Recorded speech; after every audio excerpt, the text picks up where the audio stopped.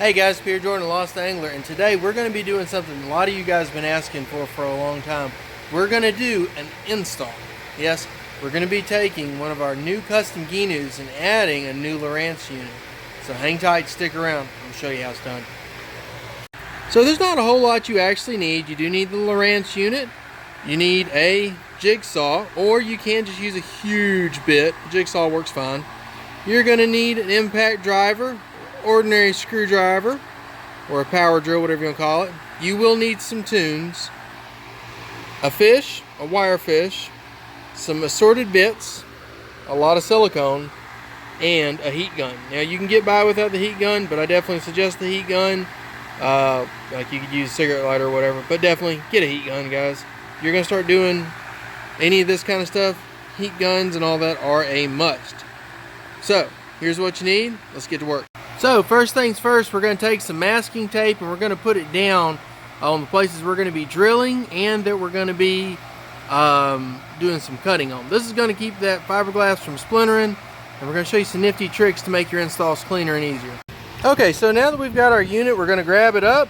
We're going to set it on the dash on the place we've already masked out. And what we're going to look for is, once we got it sat down, we're going to make sure that our throttle has good play all the way up. We don't want to get in the way, we don't want to bump it. Next, we're going to make sure that when we take the steering wheel and tilt it forward, it doesn't bump. Oh, very nice. After that, we're going to make sure it's cleanly visible. So next we'll stand and roll. So this is where I can see it from a sitting position. It's very comfortable. I can see it clearly. Hardly any of my view is obstructed. If I stand up, I can definitely see it. I personally stand up a lot, so this is probably my preferred methodology. Once you're happy with that position, we're going to take it. We're going to make sure that this is where we want it, right back here. Okay? And then grab yourself a Sharpie marker, and we're going to mark around it. Alright, now that we've got that marked out, the next thing we're going to do is we're going to take that center hole that we did. Let me show you where we got that from. So I've taken the unit off the stand. As you can see, this is where your wiring is going to come through, right in through here. Okay, so what we want to do right now is we're going to drill a nice pilot hole, and then we're going to start to run a little bit of wiring. This is really easy to install later, so we'll get back to that in just a second. So we're going to drill one hole at the top of that and one hole at the bottom. As you guys can see, I put a third hole in for good measure. Next, we're going to take the skill saw and clean this up. Oh yes, very nice. So next thing we're going to do, we're going to make sure that this little port right here is going to be big enough to accept the large wire from our transducer. And as you can see, this tape got moved around, but when I gel coat on my fiberglass, stayed nice and perfect. So this boat right here has an active imaging 3-in-1 transducer. Let's make sure we're good to go. Whoop. Very nice, nice and clean. Next, let's start running wires. Now this boat right here from the back, normally I would advocate putting like a clamshell in this area right here so it's really clean and I don't have wires coming over the deck. Problem is, this is an LT25 from Custom GNU and I just don't have the room. Right behind this piece of fiberglass right here is all foam filled, and this is my transom. I'd rather not cut into here if I could help it, and if I go through this, it's going to cause me a lot more work. Instead, what's going to happen, we're going to come over the transom of the boat and we're going to go through that hole right there, and then we're going to be able to run that all the way up to the center console. See, I've got the transducer wire going through there, right out here. We're going to run it up the wiring channel that you can find in this boat. So we're going to run it right through that, because it goes through the box stringer system on this boat all the way up to our center console up through here. But while we do that, we're also going to be running the positive and negative wires for the power. Now on this particular boat, as you can see, the battery is centrally located in the center console. We've got a nice boot with all of our wiring. Okay, this is what we're going to use. First thing we're going to do to give ourselves some room to work on, we're going to pull the battery out, and then we're going to pull the boot up so that we can run the wiring. So hang tight and we'll show you how to do it. Now that we have the battery out, we've got a lot more room to work. Now we're going to get that boot loose so that we can get ready to run the rest of the wiring. So we took out the little screws that hold down that boot coupling, or just a bit really. And if we lift up, we've got plenty of room to run our wires. Now on this one right here, we're pretty lucky. This one actually already has a wiring block here and here. So the red one obviously is our positive and the black one is our negative. So we'll actually be able to do this without doing too much more. So just hang tight and I'll show you what we're going to do. Now we're going to take our fish right here, and I like to use the solid one right here. I don't like to use anything soft, and I'm going to run it through here to the transom of the boat. So now that we've run our fish, this is our fish, all the way through, the next thing we're going to do is we're going to take, I like to use a little bit of paracord, we're going to electrical tape this to this and pull it through. So here's our fish tape already out. Okay, now I've got to connect it to this. Now sometimes if you've got plenty of room, you can just tape them together like so, and that'll work fine. But in this instance, I really need this to be in line like this so that it makes a much cleaner run. How do you do that? Well, we're going to use a zip tie, but maybe not in the way you expect. This is a handy trick that's going to make this a lot easier. I want to make sure you guys can see this. It's a little bit tough. So I went through the eye of my fish tape, and then the back of my zip tie is right there. You can kind of see it. Squeeze it down. Right there. And that's made so now no matter how hard I pull, it's going to pull against itself, and I'm not going to have to worry about bringing this out. Next, we're going to attach it to our transducer cable. Now as you can see, here's the end of our zip tie. Here's our transducer cord, and it's in line with my fish tape. Trying to keep this as slender as possible. I know it's bulky, but it's going to be a lot easier. Now, I should be able to pull it much more cleanly through the bottom of the boat. And bam, here we are. Nice and clean and simple, all the way through. Now, the next thing we're going to do is we're going to take this, remove it from the fish tape, and put it back through the boot so it looks nice and clean. Alright guys, now that we've got it through, it's nice and clean through the boot, looks really nice. Now we're going to put our screws back in, secure the boot back down. Okay, now that I've got now that I have the boot secured, I'm going to take my transducer wire right here, and I'm going to run it up through the hole that I have in the center console. Next, I'm going to put the mounting bracket on. Okay guys, so now that I've got my transducer wire through here, I'm going to use my mounting bracket. I'm going to run that wire through my mounting bracket. Now, this is just a lot easier way to do this, because once that mounting bracket is in place, it's not as easy to run this large transducer wire through it. Okay, so now at this point, what we're going to do is we're going to start to drill our pilot holes for our screws. We want to leave our masking tape down for this point. Once the pilot holes are done, then we're going to remove the masking tape. Okay, so now that all of our holes are drilled, we're going to remove the masking tape, and we'll be ready to install the mounting bracket. Now, before each of the screws goes in, notice we have taken that screw. Now, this screw comes with the kit, by the way, and we have taken it and added some silicone to it. Now we're going to run the screw in. Be good to go. Bam! Here we are. Good to go. Now, again, clean wiring through. Now, next thing we're going to do is we're going to run the power wires through here. With this unit right here, it comes with a power wire. You've got the positive and negative. There you go. We have the positive and negative right here, and it also comes with a fuse set. So we're going to go ahead and we're going to thread this through here, and then we're going to add it to our fuse block. Or wire block, my bad. Alright, now we've got it through here. The next thing we're going to do is we're going to add the fuse, and then that's going to let us run from the negative to the positive. So here's our negative. Here's going to be the positive. Nice and easy. Easy peasy. Alright guys, honestly, if there is one tool that's going to make your life easier, this is it. Nice wire cutter, crimper, whole 9 yards. This is going to make all of your installs so much better. So we're going to take this, we're going to take our watertight wire connector, we're going to crimp it to my fuse. This is my fuse setup right here. Then we're going to crimp it to the positive lead right there. Then we're going to take our heat gun, make it watertight. Now what I've done right here is I have added another piece of shrink tubing. This just makes sure that if when I crimp it, that it damages that jacket. I don't want it to allow for water permeation. So when I heat shrink it, I'm going to make sure to keep my hand over it so that it doesn't shrink down before I'm ready to.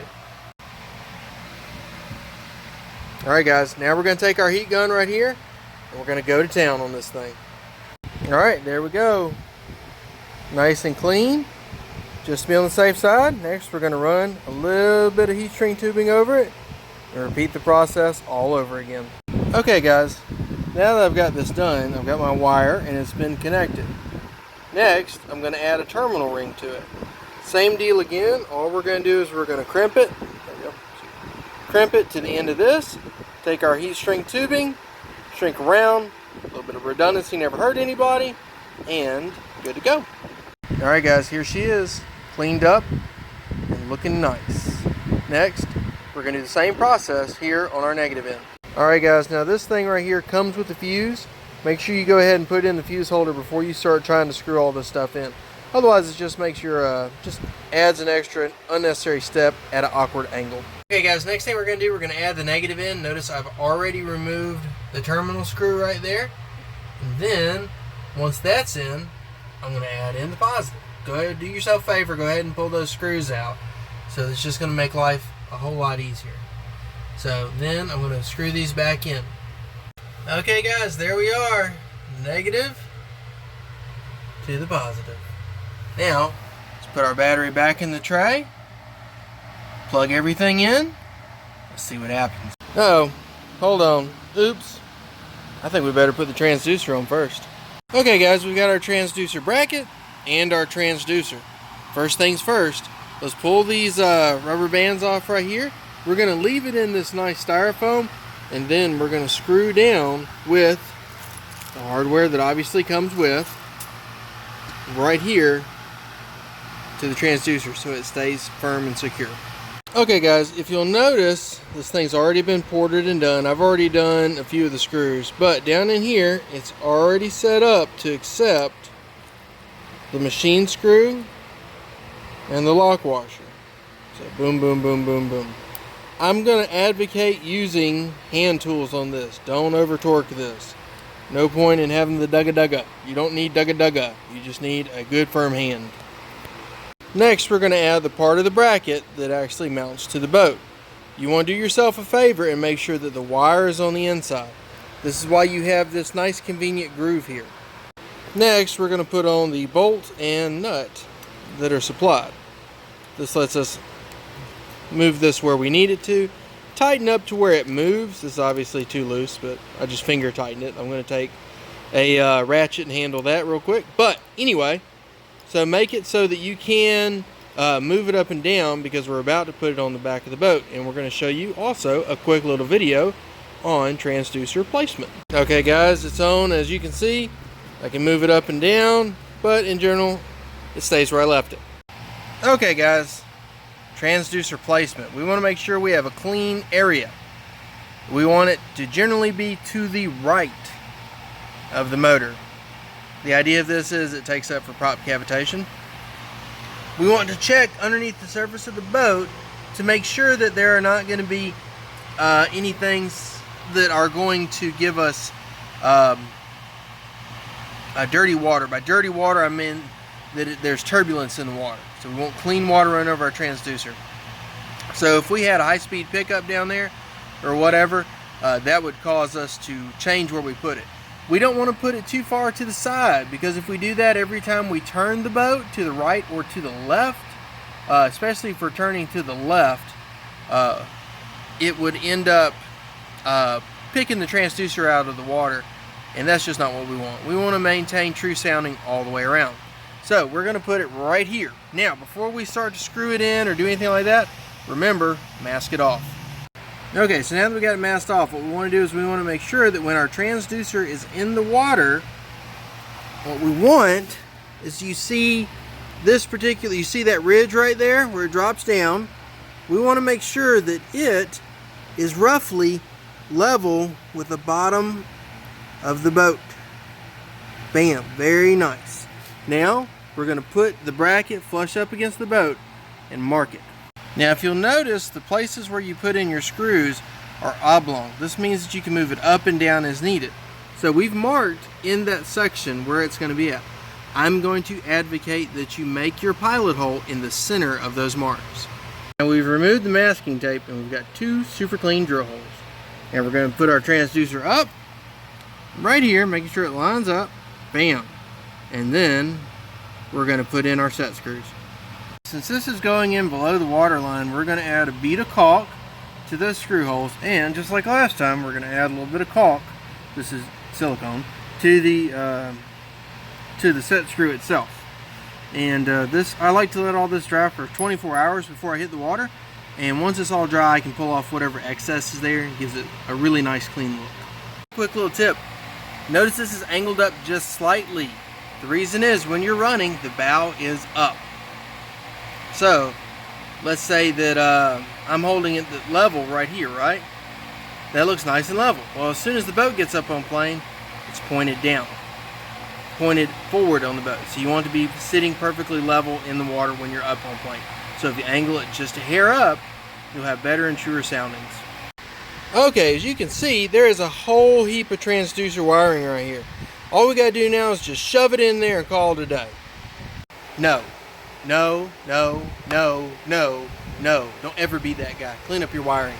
So now we're going to add some quick wire clamps hold in position. So just like last time, mask off your hole, drill it, pull off the masking, and then this is going to go over this,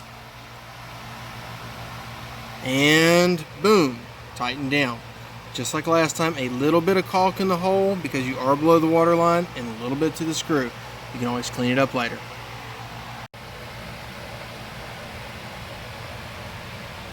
Now we're going to take all this excess wiring, bind it up in a nice loom, and we're going to put it up against the side of the boat on the interior right in here so that we've got plenty of room for it. So this lets it be accessible but not in the way. So now we've got it coiled up, zip tied off, ready to be mounted. Da, da, da, da. Let's clean up these zip ties. At this point, I'm not so worried about messing up gel coat, so I'm just going to drill a pilot hole right here, and then once I place it, I'm just using a little bloop set right here. Once I place that first one, then I'll do the one underneath. It's easier to do the one on top first. Again, add silicone. There's silicone in the hole, and then I've got silicone on the screw.